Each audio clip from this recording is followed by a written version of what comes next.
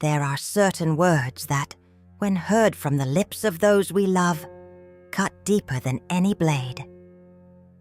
I was 67 years old when I overheard my only daughter, Mariana, whisper to her husband in the kitchen that I was a burden in their lives. It was on a Sunday night, while they thought I was asleep in the guest room they had given me 8 months ago, when I had to sell my house to help them financially.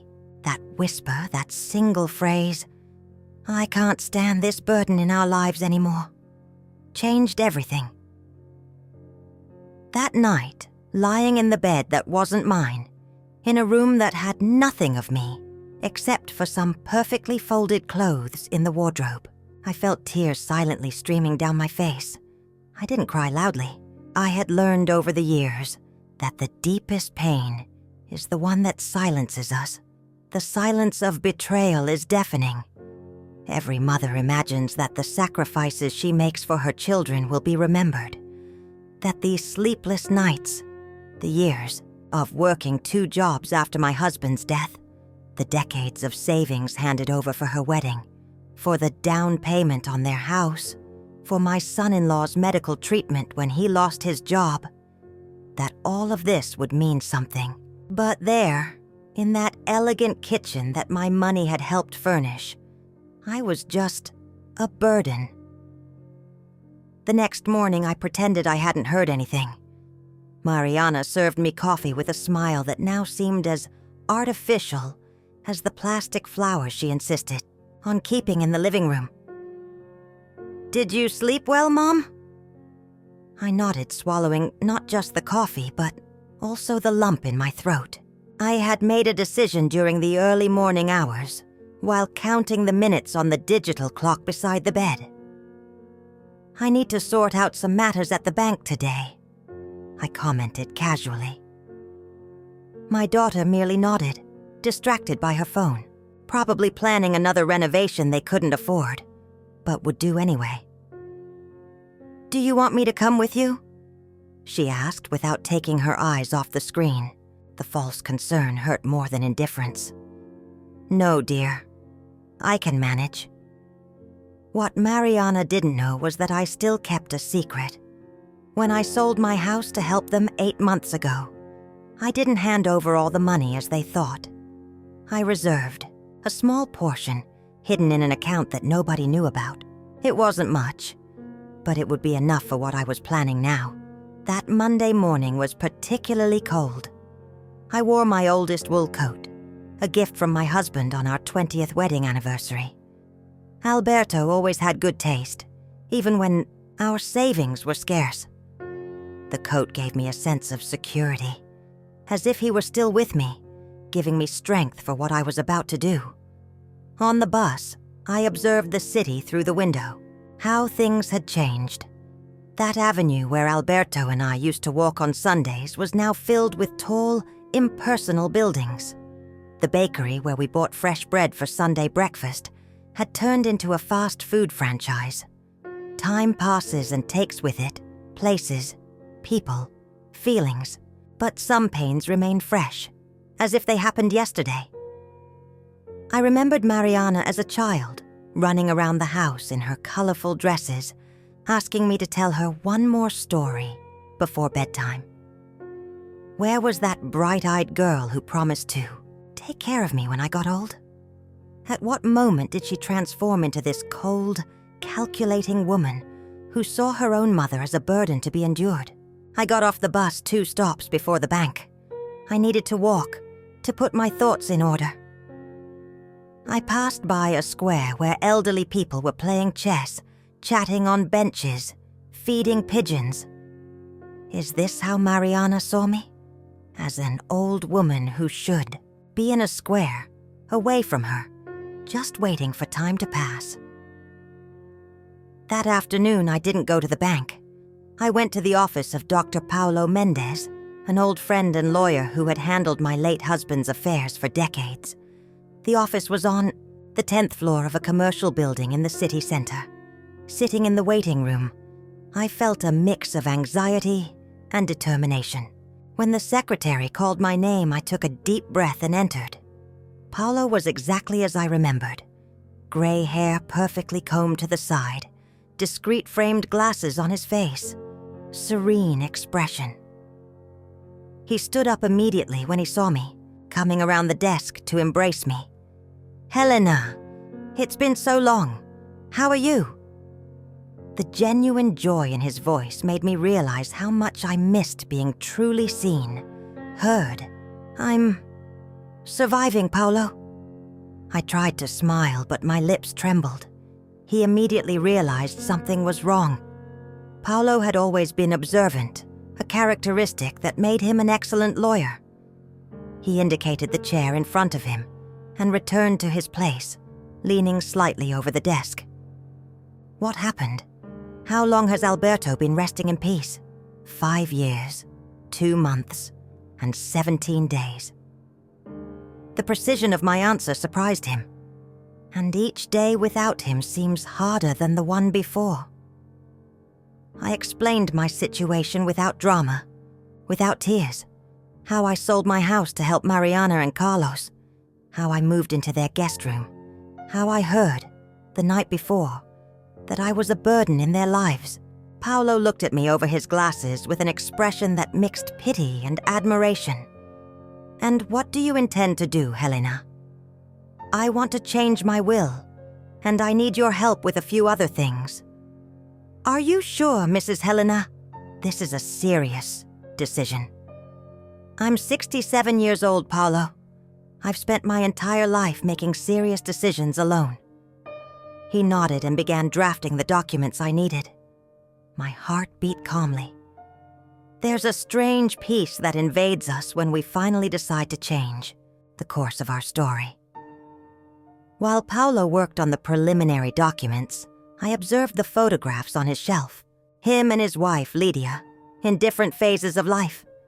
The children growing up, graduating, getting married, grandchildren appearing, a well-lived life recorded in happy images. "How are your children, Paolo?" He smiled, glancing briefly at the photographs. "All good. Leonardo opened his own law firm in Sao Paulo. Renata is in Germany doing her doctorate, and the youngest, Pedro, just gave me my 3rd grandchild. Do they call? Visit you and Lydia often?" Paolo stopped writing and looked at me curiously. "Yes, almost every week we have news. At Christmas, New Year's, and birthdays. We're always together. Why?" I looked away, feeling a lump in my throat. "No reason. Just curious." He understood what I didn't say. Setting down his pen, Paolo leaned back in his chair. "Helena, I don't know exactly what happened, but I've known you for decades. You and Alberto were examples of integrity, hard work, family love.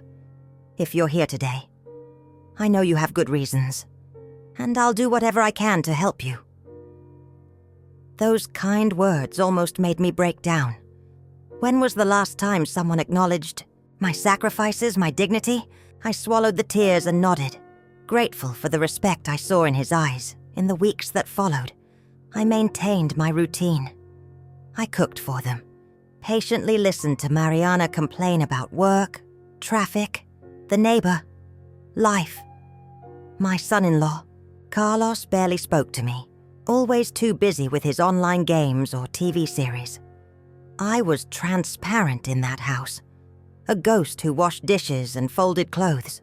The days in that house were predictable. Mariana left for work at 7:30, always late, always irritated.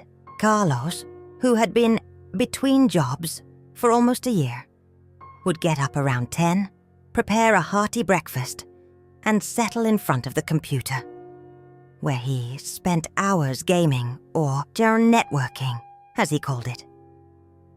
Sometimes I heard his conversations. He talked loudly on the phone, as if wanting everyone to know he was closing important deals. But months passed and none of these deals materialized. I cleaned, cooked, washed, ironed. I shopped with the little money from my pension, which they considered insufficient to really contribute to the household expenses. What they didn't know was that the amount could have been 3 times larger if I hadn't chosen to withdraw part of my retirement fund to pay for Mariana's wedding 6 years ago. "Mom, we're thinking of changing the living room sofas. What do you think?" Mariana asked me one night while I was finishing washing the dinner dishes. "Aren't the current sofas new? You bought them last year, didn't you?" She rolled her eyes, impatient. "Yes, but they no longer match the new decor we're planning. We're thinking of a more Scandinavian minimalist style." "And how much will this renovation cost?" Carlos, who until then was absorbed in his phone, interjected. "Don't worry. About that, Mrs. Helena, I have some investments that are about to pay off." I restrained the urge to ask what investments those would be. Instead, I dried my hands on the apron and said softly, "I understand. Well, it's your house. You decide." "Exactly," Mariana replied, turning her attention back to a decorating magazine. "It's our house." Those 3 words, "it's our house," echoed in my mind for the rest of the night, as if I needed to be reminded that I didn't belong in that place, that my presence was merely tolerated. Meanwhile, in the afternoons when I said I was going for a walk in the park, on doctor's recommendation, I was actually organizing my new life. I visited 5 apartments until I found the perfect small studio for myself. It wasn't luxurious, but it had a balcony where I could put pots of basil and rosemary, as I had always dreamed. I signed the rental contract without hesitation. It would be my little refuge, my late fresh start. The real estate agent, a friendly gentleman named Joachim, seemed surprised to see a woman of my age renting an apartment alone. "Are you sure, ma'am? Don't you have family who could—" "I'm absolutely sure, Mr. Joachim. And yes, I do have family. But sometimes being lonely in company is more painful than being truly alone." He nodded understanding. "I know exactly what you mean. My mother went through something similar. It ended up being the best years of her life, living alone after 70. She said she could finally listen to her favorite music without anyone complaining." I smiled, imagining what it would be like to wake up without hearing Mariana's impatient sighs, without feeling Carlos's looks evaluating me, as if I were a guest who had stayed too long. The next step was more difficult. I called my younger sister, Regina, with whom I hadn't spoken for almost 3 years, due to a silly disagreement over a family inheritance. Time makes us harsh sometimes, makes us hold grudges like someone who accumulates useless objects in a drawer. When she answered, my voice faltered. "Regina? It's me, Helena." The silence on the other end made me think she would hang up, but then I heard a deep sigh. "It's about time you called, sister." There was no anger in her voice, just a soft melancholy. We talked for almost 2 hours. We cried together, remembering our childhood, our parents, the family Christmases that seemed so distant now. I told her about my situation with Mariana, about the plan I was executing. Regina listened to everything without judging me. "Helena, do you remember when Mom became a widow? How everyone expected her to simply wither away and live in the shadow of Dad's memories? And how she surprised us traveling to the Northeast, making new friends, learning to paint." I smiled at the memory. Our mother, Amelia, widowed at 58, had reinvented herself in a way that no one expected. She died at 86, leaving dozens of colorful canvases and a travel diary that recorded adventures that many young people would never have the courage to experience. "You've always been the strong one in the family, Helena, even when you seemed fragile." "I don't feel strong now, Regina. But you are being strong. You're making decisions, planning your future, refusing to be diminished, That is strength. After hanging up, I kept thinking about our mother, about how she had broken everyone's expectations. Perhaps it was genetic, this ability to rise when everyone expects you to bend. It was Regina who introduced me to Donna Zulmira, a 78-year-old lady who was looking for company to share expenses in her house on the coast, 3 hours from the capital. She's a widow like you, has a huge house, and is tired of loneliness, Regina explained. A week later, I was having tea on Zulmira's porch, observing the sea in the distance and feeling, for the first time in a long time, that I had choices. Zulmira welcomed me as if we were longtime friends. Tall, thin, white hair perfectly dyed, a soft lavender shade. She wore a flowery dress and an impressive amount of bracelets that jingled when she moved. "Regina told me your story," she said, after serving me a lemon balm tea harvested from her own garden. "I'm sorry for what you're going through." "Thank you. But I don't want your pity, Zulmira. I just need to know if your invitation to share. This house is really sincere," she smiled, her blue eyes shining with a surprising vivacity for someone her age. "More than sincere, dear. It's selfish. I need company as much as you need a new home. And from what Regina told me, you cook divinely. Have you thought about all the recipes we can exchange?" I laughed, feeling a weight leave my shoulders. "I make an orange cake that will make your mouth water. And I make a herb-roasted fish that will make you forget all your problems." She paused, suddenly becoming serious. "You know, Helena, I lost my husband 12 years ago. My children live far away, one in the United States, another in Australia. I have grandchildren I barely know. In the first few years, I sank into self-pity, waiting for them to rescue me from loneliness, until I realized that the only one who could rescue me was myself. And how did you do that? One day at a time, I started planting, cooking new things, taking painting classes at the Retirees Association.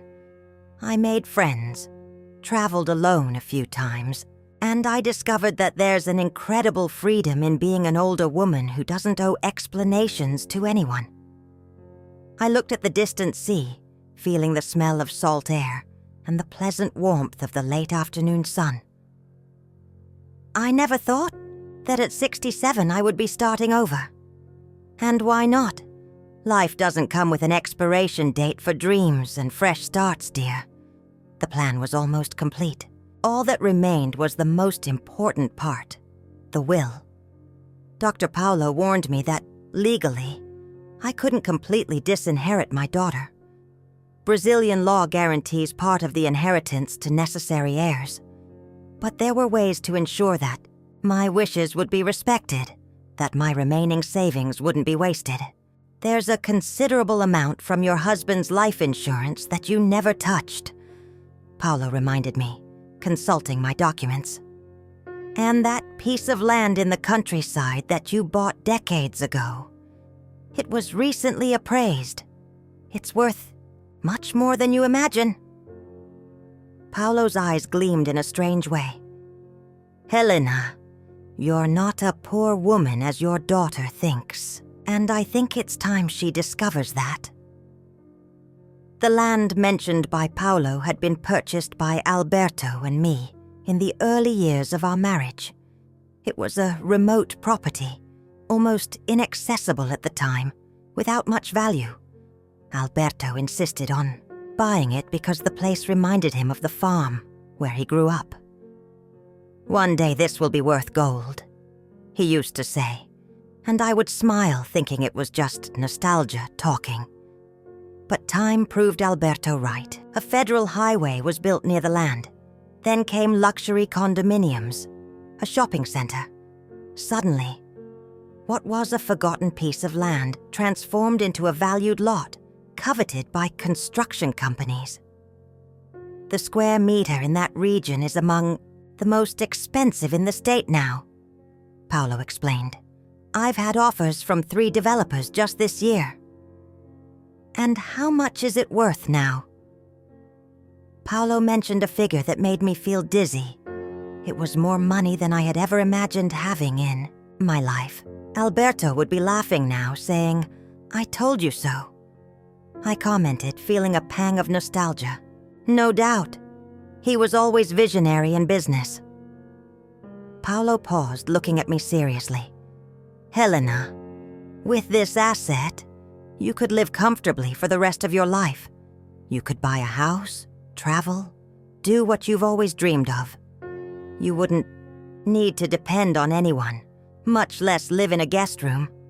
"I know, Paolo, but it's not that simple." "Why not?" "Because when I sold my house to help Mariana and Carlos, it wasn't just because of their financial need. It was because I truly believed we would be closer, that we would build a stronger relationship." I paused, feeling emotion grow in my throat. I wanted a family again, Paolo. After Alberto died, the loneliness was crushing. I thought being near my daughter would fill that void. Paolo nodded, understanding. And instead of that, I discovered that I'm just a burden, a weight they tolerate out of obligation. I wiped away a stubborn tear. But now I know what I need to do. 3 months passed since the night I heard that whisper in the kitchen. 3 months of silent planning, of small goodbyes that Mariana didn't even notice. I packed some old photos, personal items of sentimental value, books that had accompanied me throughout my life. Each day, a small piece of me left that house without anyone noticing. During that time, my relationship with Mariana and Carlos didn't change. They continued to treat me like an uncomfortable but necessary presence. I continued pretending not to notice the impatient sighs, the exchanged glances when I took too long in the bathroom, or when I forgot something. Old people problems, as Carlos used to say, thinking I couldn't hear. One afternoon, while folding clothes in the bedroom, I found Mariana's jewelry box open on the bed.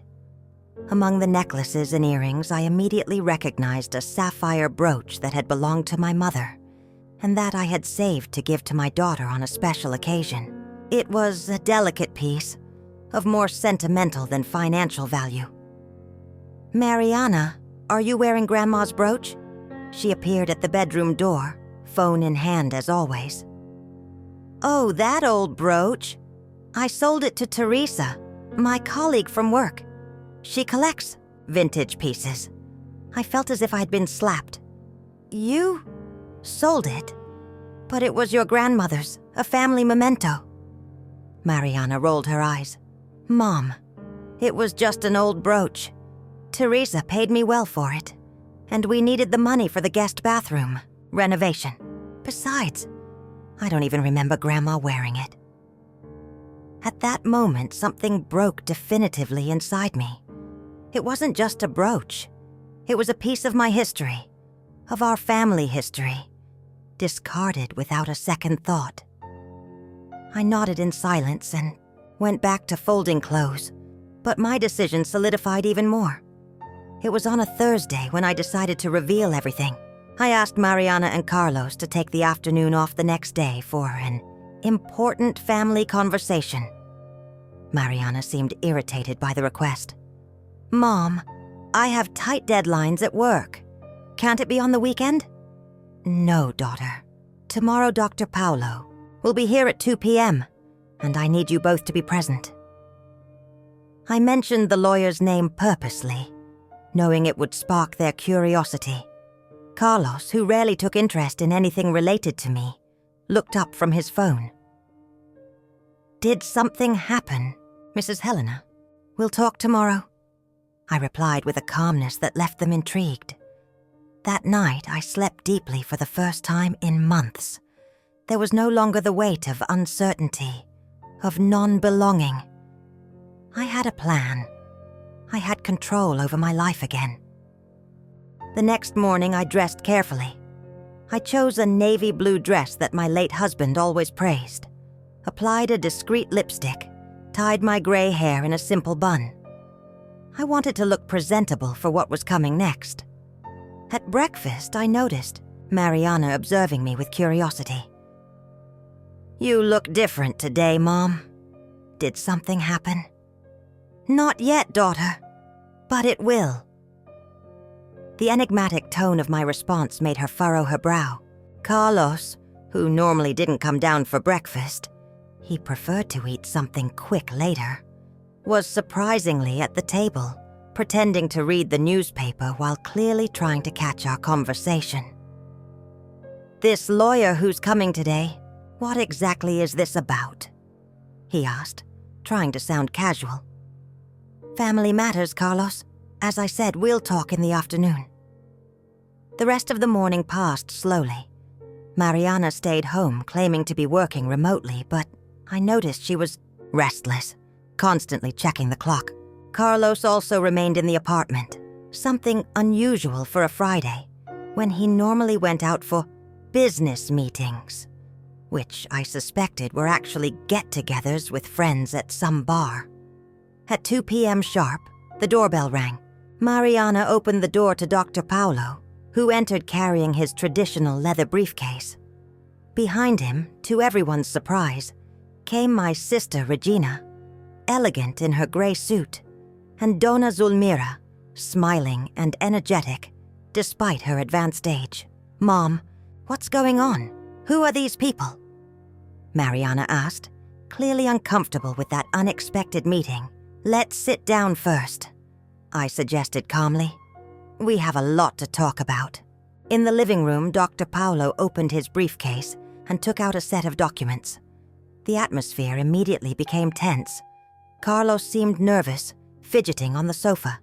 Mariana maintained a forced smile, casting confused glances between me and the unknown visitors. "Before we officially begin," I said, feeling each word with surprising clarity, "I want to thank you both, Mariana and Carlos, for taking me in over the last few months. I know it hasn't been easy having a burden like me in your lives." I saw my daughter's face turn pale. She knew. She knew I had heard everything that night. Carlos swallowed hard, unable to look me in the eye. "Mom, I raised my hand, gently, interrupting her. "There's no need for explanations. Words have power, daughter. And yours helped me make a decision that I've been postponing for years." Dr. Paolo cleared his throat, assuming his formal role. "We are here today for the reading and signing of Mrs. Helena Campos's new will, as well as to communicate some decisions she has recently made. It was then that I began to reveal, piece by piece, the puzzle I had secretly assembled. I told them about the money I had reserved from selling my house, about her father's life insurance that I never touched, about the land in the countryside that had exponentially appreciated with the construction of a shopping center nearby. Your father and I were always prudent, Mariana. Do you remember how he insisted on saving for the future, even when we were going through difficulties? What you don't know is that those investments multiplied over the years." Mariana's eyes widened when Dr. Paolo mentioned the values. It was much more than she had ever imagined, much more than the money from selling my house that I had given them months ago. "But why did you sell your house and come to live with us if you had all this money?" she asked, confused and visibly shaken. "Because I wanted to be close to my only daughter. Because I naively believed that, after your father's death, we could get closer, create new bonds. And also because I wanted to test something." "Test?" Carlos finally spoke up, his voice trembling. "Yes. I wanted to understand who you really were when you thought I had nothing to offer beyond my presence." The silence that followed was dense, almost palpable. Regina held my hand, giving me strength to continue. "The will I signed that morning," I continued, indicating the document that Dr. Paolo had just opened on the table. establishes some conditions that you need to know about." Dr. Paulo took over again, reading the terms with his deep and measured voice. "A portion of my assets, the legitimate part that by law belonged to Mariana, would be held in a fund that she could only access in annual installments. The rest, the part I could freely dispose of, would be directed to 3 destinations. 1/3 to my sister Regina, with whom I was now rebuilding family ties. 1/3 to a foundation supporting elderly people in vulnerable situations that Zulmira and I were creating, and 1/3 would remain in a fund to finance my new life." "New life?" repeated Mariana, seeming to finally understand the dimension of what was happening. "Yes, daughter. Today I am moving out. Donna Zulmira has kindly invited me to share her house on the coast. I'm going to live my next years in peace, writing that memoir book I've always postponed, planting my herbs on the balcony, walking on the beach at dawn." It was then that Dr. Paulo looked directly at my daughter and said the words I will never forget. "Miss Mariana, your mother is not and never was a burden. She is, in fact, one of the most resilient and intelligent women I have ever known. And today she is teaching you a lesson that I hope you will take for life. The true value of a person has never been in the money they possess, but in the character they demonstrate when they think no one is watching." Mariana broke down in tears. They weren't tears of remorse, I realized, but of shame mixed with a sudden understanding of the opportunity she had lost. Carlos looked stunned, mentally calculating the numbers he had just heard, probably lamenting the plans that would never materialize. "Mom, please," sobbed Mariana. "We don't need to go this far. We can talk. We can resolve this as a family." I smiled with genuine tenderness. There was no hatred in my heart, only a clarity that comes with age and disillusionment. "Daughter, some words cannot be taken back once spoken. Some wounds never completely heal. I'm not doing this to punish you, but to free myself, to live what remains of my life with dignity and purpose." Carlos, who until then seemed in shock, finally found his voice. "Mrs. Helena, you can't do this to us. We have plans, we have—" He stopped, realizing what he was about to say. "You have debts?" I completed. "Yes, I know. More than you imagine. I know about the loan you took for the kitchen renovation. I know about the credit card that's at its limit. I even know about the gambling debt you hide from my daughter Carlos." His face turned red, then pale. Mariana looked at her husband, incredulous. "What is she talking about, Carlos?" Before he could answer, I continued.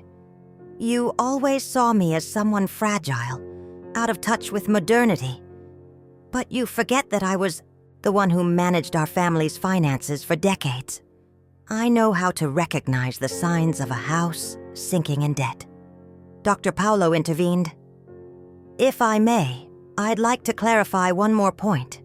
Mrs. Helena requested a discreet financial audit of your situation. It's part of the process to determine the best structure for the will." He took another document from the briefcase and placed it on the table. "This is a detailed report of your current debts.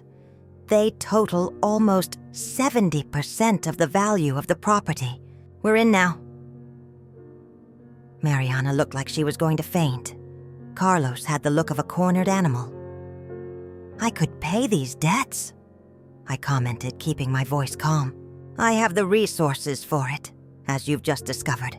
But I'm not going to do that." "Why?" shouted Carlos, losing control.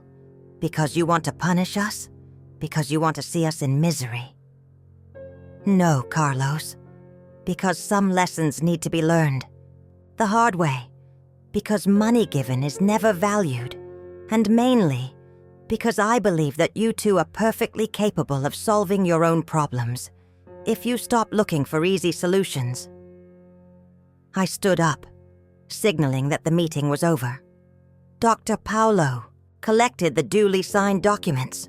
Regina and Donna Zulmira positioned themselves at my side, like silent guardians of my decision. "My bags are already packed," I informed them. "A car is waiting for us outside. I'll leave the guest room key on the dresser."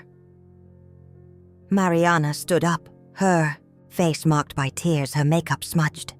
For a moment, I saw in her the 5-year-old girl who used to cry when she fell and scraped her knee. My heart tightened, but I remained firm. "Mom," she whispered. "I didn't mean to say that night.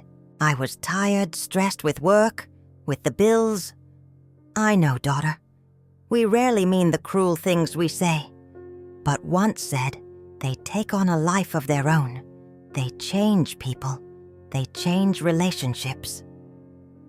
I walked to Mariana and, despite everything, kissed her forehead as I used to do when she was little. "I love you, daughter. I will always love you. But love doesn't mean being a doormat, nor giving up one's own dignity. One day, when you're older, perhaps you'll understand." As we walked to the door, Regina carrying my small suitcase, I heard Carlos ask in a low voice, "And the house? And the money we invested in the renovation?" I didn't turn to answer. Some questions don't deserve an answer. In the car, on the way to my new life, I felt a mix of emotions. Sadness for what could have been, relief for what would be from now on. Regina held my hand throughout the journey, respecting my silence. Donna Zulmira occasionally pointed out the window, showing tourist spots, talking about the projects we would have together. "You know," Zulmira commented as we passed a deserted beach, "when my husband died, I thought my life was over. I spent months crying, staring at the walls, waiting for the phone to ring with news from my distant children." "And what changed?" I asked, looking at the landscape through the window.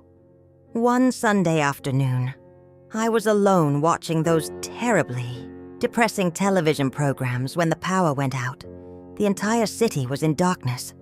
I had to light candle, and then, without the television to distract me, without energy to do anything productive, I ended up going out to the balcony.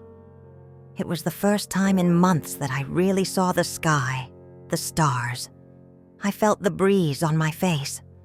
I heard the sounds of the night. She paused, smiling at the memory.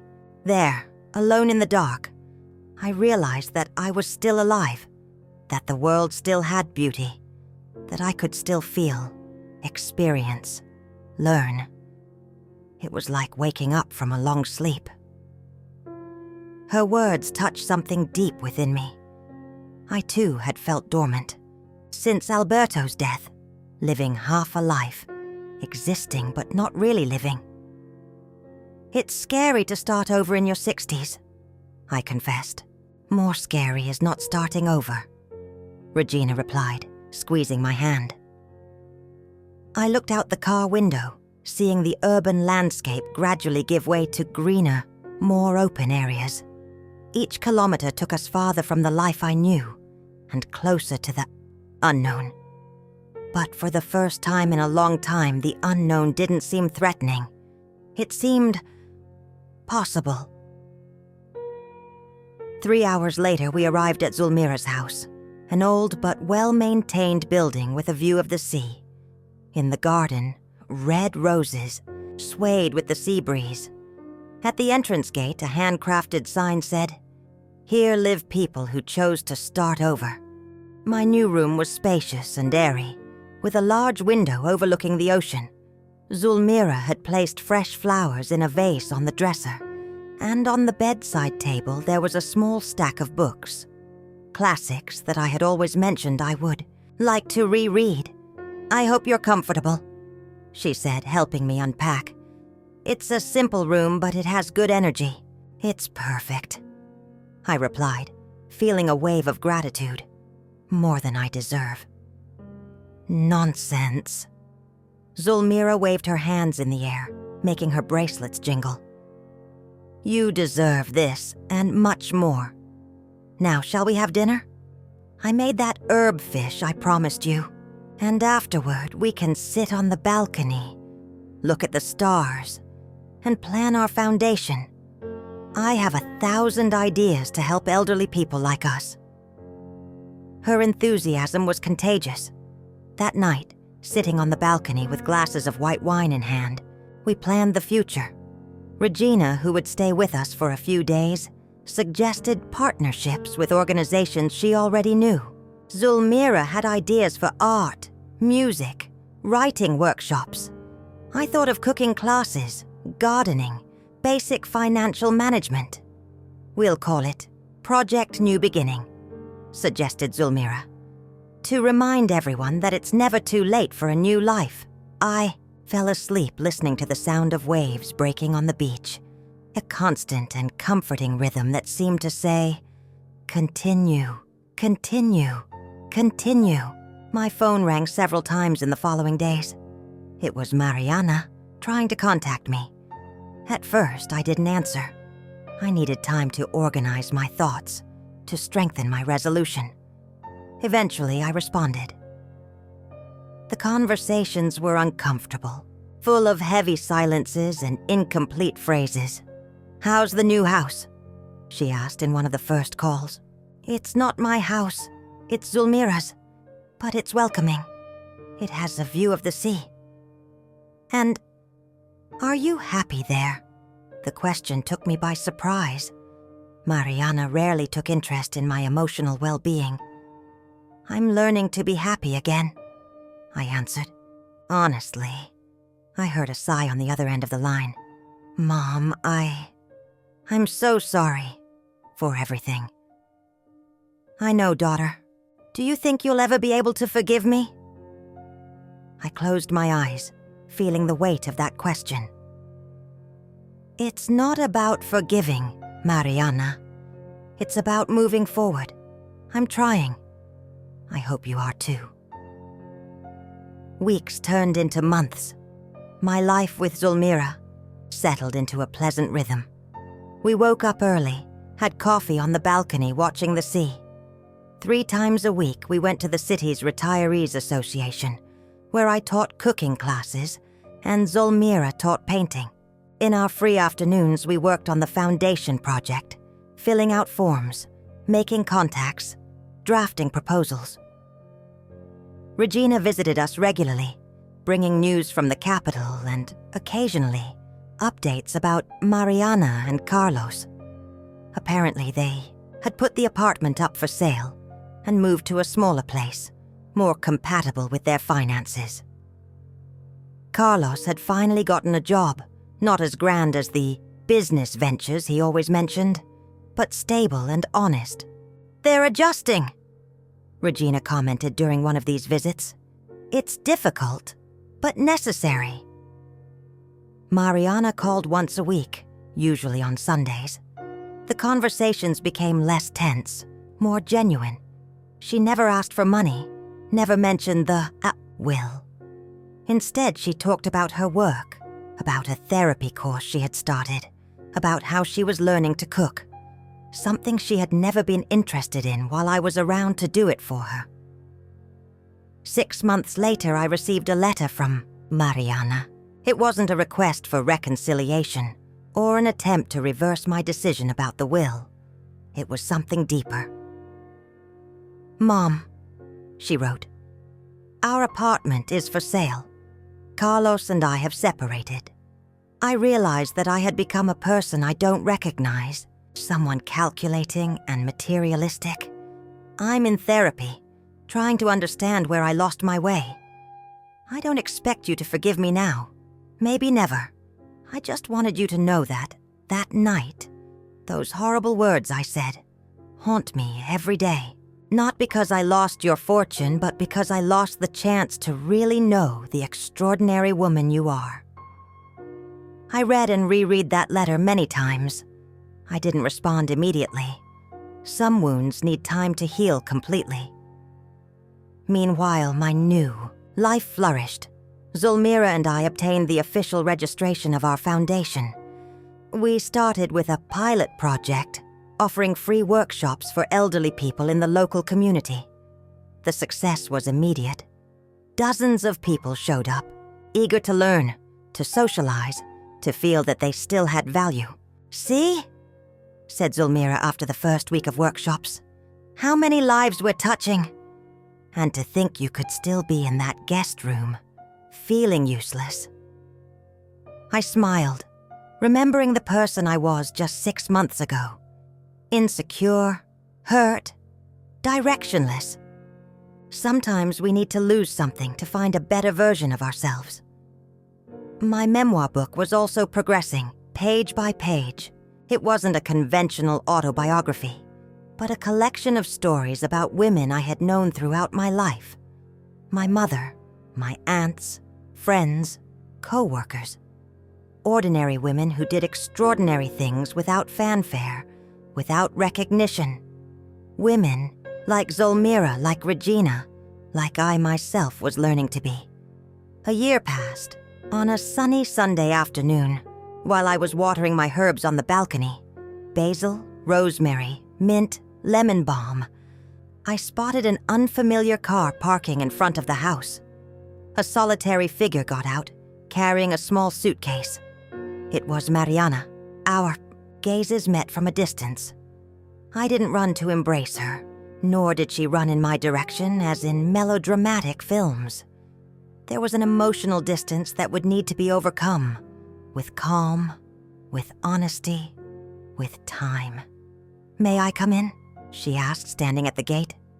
I hesitated only for a moment before answering. "The door is open." And it was.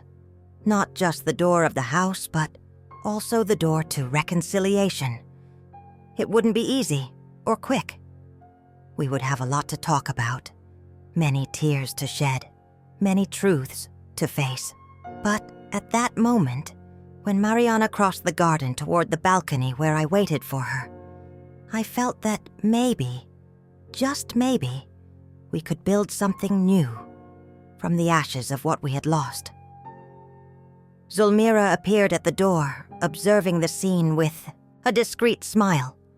We exchanged a knowing look before she went back inside, giving us privacy. "You look different," Mariana commented as she approached. "More radiant.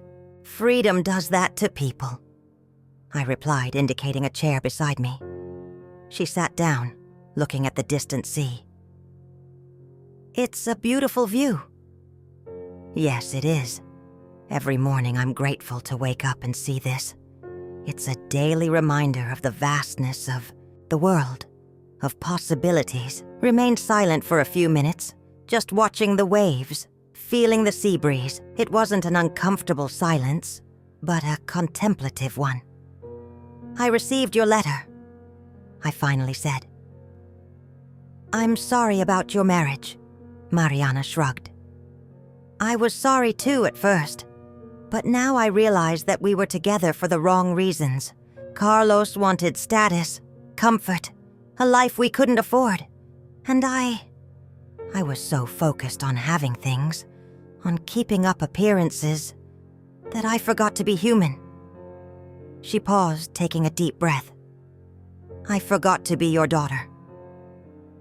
I felt tears forming, but I didn't let them fall. "And how are you now?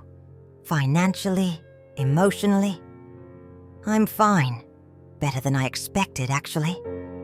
I got a small apartment, but it's all mine. I'm saving, paying off debts, little by little. My work is going well. I finally got the promotion I deserved. And therapy is helping." I nodded, feeling a mixture of pride and relief. "That's good, daughter. That's good." Mariana hesitated, then said, "I didn't come to ask for money, Mom, or to reverse the will. I came because I miss you. The real you, not the version I tried to fit into my perfect and artificial life." Her eyes filled with tears. "You were right that day. I never valued your presence only what you could give me materially. And when I thought you had nothing more to offer, you saw me as a burden," I completed softly. "Yes," she nodded, swallowing hard. "And I regret it every day." I extended my hand and touched her face, wiping away a tear that was running down. "You know what your grandmother always used to say. Don't regret yesterday. Don't fear tomorrow. Just live today."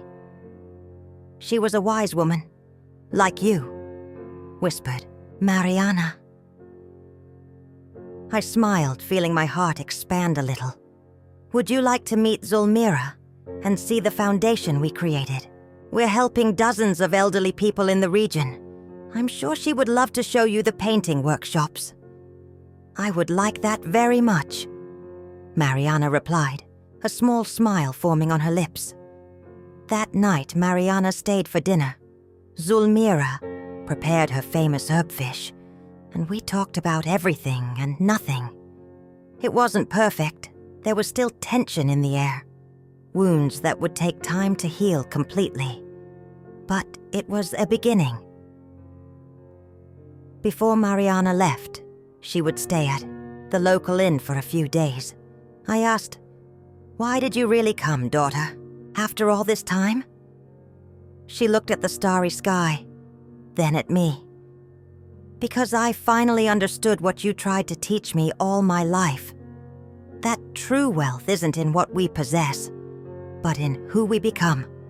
And I want to become someone you can be proud of. I've always been proud of you, Mariana. I just wish that you were proud of yourself without needing material things to feel valuable." She nodded, understanding. "I'm learning, Mom. Slowly. But I'm learning." Zulmira appeared beside me on the balcony.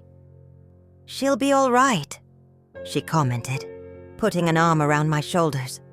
"You gave her the greatest gift a mother can give." "And what would that be?" "The chance to grow, to face consequences, to find her own strength. Many parents, out of love or guilt, deprive their children of this opportunity. You were brave enough to give her this difficult gift." I thought about Zulmira's words as I watched the stars. Perhaps she was right.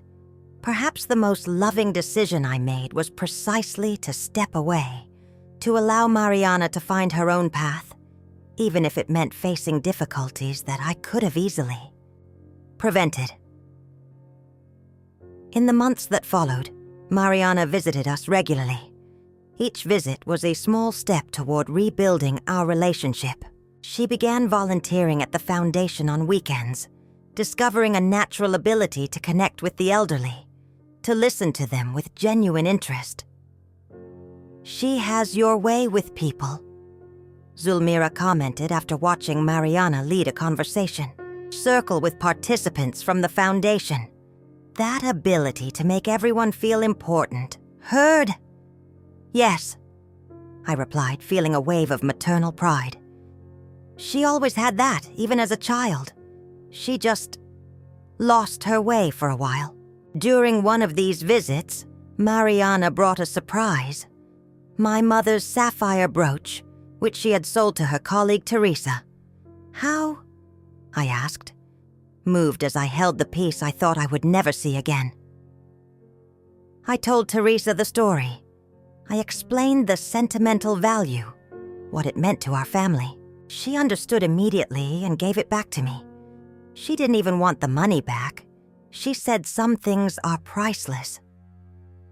I hugged my daughter tightly, feeling that another piece of the puzzle was fitting into place, another fragment of our relationship being restored. On the last page of my memoir book, which I finally finished on my 69th birthday, I wrote, "Because in the end, we aren't defined by our mistakes, but by the courage to acknowledge them and the determination to do differently." From then on, I, at 69, learned that it's never too late to stand up for yourself, to start over, to teach others, and especially ourselves, that no one is a burden when they carry their own dignity. And as I watch my daughter transform, I realize that the most valuable lesson I could leave her wasn't in the will signed that morning, but in the example of a woman who refused to be diminished, who found strength in adversity, and who, even when wounded, kept open the possibility of forgiveness. Because some stories don't end with revenge or abandonment. Some stories, the deepest and truest ones, end with the chance, just the chance, of a new chapter. And in that, my dear daughter, lies the true inheritance I leave you. Not the money or properties, but the certainty that we are stronger, more resilient, and more valuable than we ever imagined, and that we are never, ever a burden when we carry our own worth.